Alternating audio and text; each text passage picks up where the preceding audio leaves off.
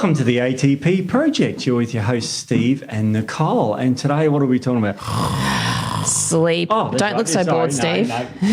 It's funny because, if I said we're going to talk about sleep and you're going, oh, stupid podcast, I'm turning off. Don't turn this off. No, don't. This was a really interesting one. Yeah. Yeah, we didn't want to talk about just your general boring sleep stuff because it can be a boring topic, but we found some really cool things. Yeah. And you've got a great summary here, which blows my mind about all the diseases associated with lack of sleep. It's ridiculous. It's quite long, isn't it? Well, the first three and 4 and 5 sort of are semi-related. But like metabolic syndrome, obesity, type 2 diabetes, heart disease, and hypertension. I mean, they're all sort of metabolic diseases and very much all related to obesity. Now, when you sleep, your appetite is regulated. When you're tired, you actually increase ghrelin levels. Yes. So you actually get more hungry. So I guess we can go through maybe some of the reasons for poor sleep. So what are some of the reasons? What do you encounter? Well, okay, so there's a lot. So, I mean, obviously there's just your general sleep hygiene issues. Yep. So that's, So what's hygiene? What do you mean? You have a shower? So when we say, that there is that. But when we're talking sleep hygiene, we're meaning, what environment are you in when you're trying to sleep or before you're sleeping? So screen time, things like that. Are you in a cool room? Are you in a hot room? Are you getting ventilation? Those types of things can be really impactful on your sleep. So we'll talk about a few of those. Wow.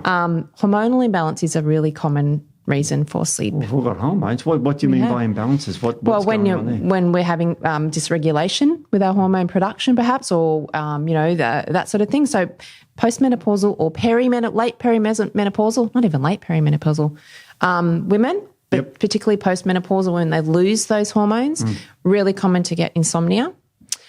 We can have women, who possibly have estrogen dominance or low progesterone levels even, because obviously progesterone is our relaxation herb. It helps to produce GABA in the brain, that type of thing, which helps to get us to sleep. GABA is GABA-aminobutyric acid, which is a great thing to switch the brain off. That's right. Yeah. It's a good one. Yeah. So women who have low progesterone levels maybe have more anxiety, can't sleep, that type of thing.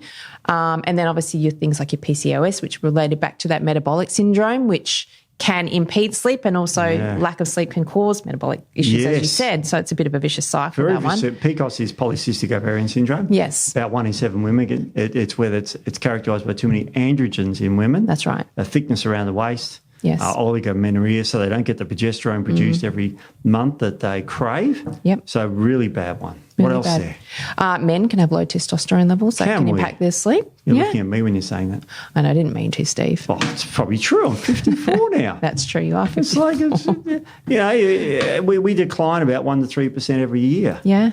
And obviously lifestyle factors will really impact that as well. Yeah. As well. So some men can have high estrogen. Yep. So they can have issues, and then that causes a whole slew of issues. So hormonal imbalance is a big one. Massive. We have given everyone such bad news. We've got to give them some good news now. Can we do that?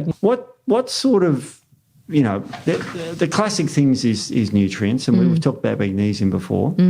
The forms of magnesium. Yeah, so that there is better forms for sleeping than there is, throughout the day. So obviously glycinate is a really good one for relaxation. Yeah. 3 and 8 is a really good one because it works really well in the brain. Yeah. So it's probably one of the better ones for sleep. A bit harder to get in this country, but you can get it. It's a little bit more expensive, but glycinate is a really great one as well, and it's readily available. Right. Yeah, so they're the two that I generally recommend. Yeah, good. Give us another one. So we can do some nutrients first, and then we can do herbs. So nutrients can be really helpful as well. So obviously we talked about magnesium. Yep. Your B vitamins are really good because they help with nervous system function, that sort of thing. Vitamin C works on that adrenal output as well, so that can be helpful, vitamin C.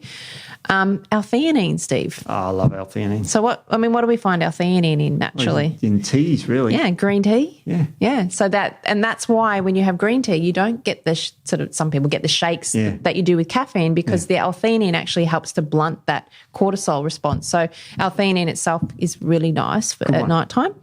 GABA, so GABA aminobutyric acid. is a really good one. So we can use that. Yep. Naturopathically, we do that a little bit. So there's some of the nutrients that you get. Phosphatidylserine is a really nice one as well. I saw that in the notes. I've used that a bit. I used to give that to people. Yeah, Blunt's cortisol works on the brain, so it really helps with that. Acetylcholine release. Yeah, exactly. So it keeps you nice and calm. Good for your memory as well. Yeah. I forgot that. Yeah, there you go. You really need more of it, Steve. That's what the problem is. Really good. So there's some nutrients, but then my favourite we go into is herbs. Yes. So we've got some amazing herbs that we can use to help for sleep. So all our we've got some amazing adaptogens. Yeah. So the top one's my favourite. We all love Withania. It's my favourite.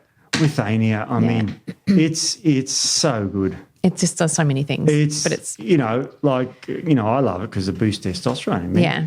Yeah. I mean, but stuff that today because we're talking about sleep. It is a great one to help you sleep. Big meta-analysis came out showing it's great to help you sleep. Yes. And it's also was given to people, it helps them to deal with stress. Yeah.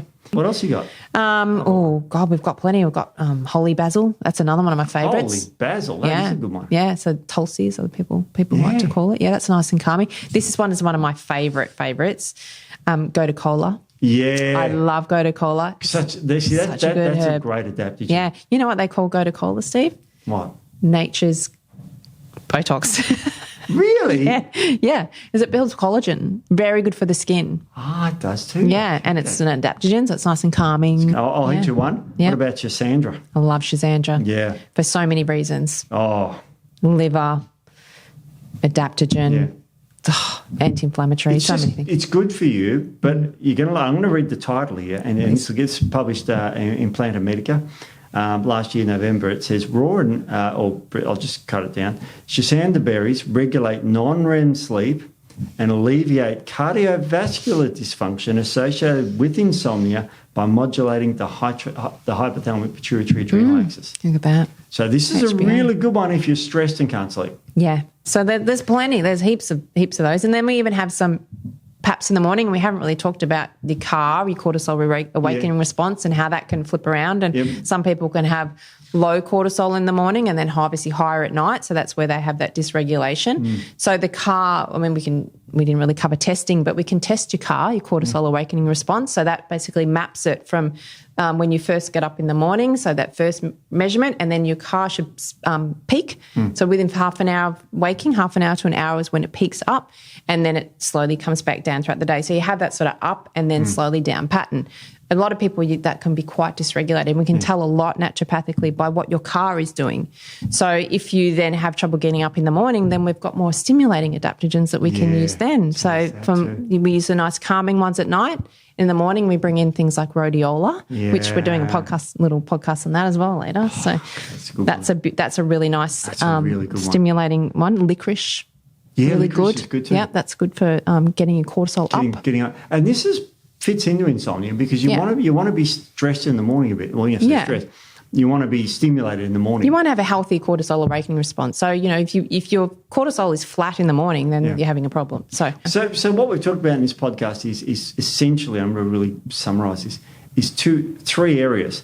The first one is that there's all these things that cause sleep dysfunction. Yeah. Too many things to mention. We've gone through them all. So many. The second thing is that you can't ignore it because it causes disease. Well, we listed off the diseases and, some people might think, I sleep all right, but it can have a huge impact long term. So look at it now. The third one is we've got some solutions that don't just do the solutions. Yes. Go to the causes too. Yes. Treat the cause. Yep. Look at your lifestyle. Yep. The light is really important. Really important. Yeah. So, and then bring in some of your beautiful adaptogenic herbs. And what I really loved about researching this is it just makes you remember that physiologically we have to listen to our body, and we really have lost sight of our rhythms and, what our body does throughout the day because of the modern world. And we really need to get back and really get more in touch with our natural rhythms to help our health. Some things you can do about this too. It's not like... There's a lot we can do for sleep. Yeah. You don't just have to take a sleeping pill. There's so many things you can do to improve your sleep that, don't really... Lifestyle... Excellent, definitely. Nick. Yeah. I think we've run out of time. I think we have 2. I'm tired now and have to sleep. Well, we're under all this white light. It's kind of I know. It's all the blue lights coming through. Yeah, we need to. Right. Yeah. Well, we'll be next week. We're going to do another podcast. We Should are. be another one on the brain too. Yes. Should be good. Will be. Be We'll see fun. you later. Yeah. See you. Next week. Bye. Bye.